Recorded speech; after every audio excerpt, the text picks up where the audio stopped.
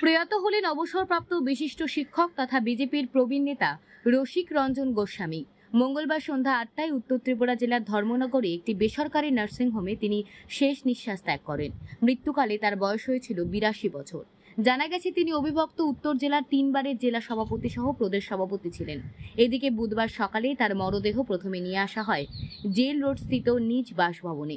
সেখানে পরিবারের সদস্য, আত্মীয় পরিজনেরা শেষ শ্রদ্ধা জানান। পরবর্তীতে শবদেহ গাড়ি করে মৃতদেহ নিয়ে আসা হয় ধর্মনগর পদ্মপুর স্থিত বিজেপি জেলা কার্যালয়ে। সেখানে মরদেহে দলীয় পতাকা পুষ্পস্তবক দিয়ে শেষ শ্রদ্ধা জানান দলীয় কর্মীরা। উপস্থিত ছিলেন রাজ্য বিধানসভার অধ্যক্ষ বিশ্ববন্ধু সেন, জেলা সভাপতি কাজল দাস, জেলা যুব মোর্চার সভাপতি জয়জিৎ শর্মা সহ অন্যান্য নেতৃত্বরা। সবশেষে শেষকৃত্য সম্পন্ন করা হয় দেওয়ান পাশার পিওয়াইসি ক্লাব পরিচালিত শ্মশান ঘাটে। তার মৃত্যুতে গোটা উত্তর জেলা জুড়ে শোকের ছায়া নেমে এসেছে।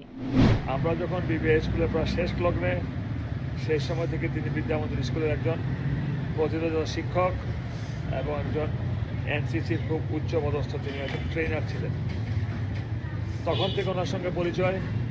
কালক্রমে বিভিন্ন রাজনৈতিক প্ল্যাটফর্মে অনেক রকম হাসি, কান্না, ভালোবাসার স্রোতের মধ্যে দিয়ে আমরা চলেছি এবং ওনার হাসির বচনেও আমার হৃদয় সবসময় থাকবে। যখনই দেখতাম ওনাকে প্রণাম করতাম, উনি বলতেন আমাকে বারবার প্রণাম করো কেন? আমি বলতাম আপনি ব্রাহ্মণ।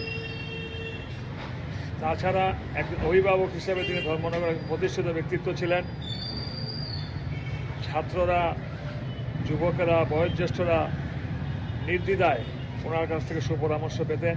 আমরা ওনাকে আমাদের উত্তর ত্রিপুরা পার্টি কার্যালয়ে এইমাত্র এনে ওনাকে শেষ শ্রদ্ধা নিবেদন করেছি। এই শেষ শ্রদ্ধা নিবেদনে আমাদের মধ্যে উপস্থিত ছিলেন আমাদের ত্রিপুরা বিধানসভার সম্মানিত অধ্যক্ষ শ্রদ্ধা বিশ্ববন্ধু সেন মহাশয়, আমাদের উত্তর ত্রিপুরা জেলার সকল স্তরের কার্যকর্তা। আমরা সবাই ওনার 2 মেয়ে, নাতি নাতিনি এবং জামাতা রয়েছেন, ওনার পরিবারের সকলের প্রতি আমরা উত্তর ত্রিপুরার পক্ষ থেকে সমবেদনা জ্ঞাপন করছি।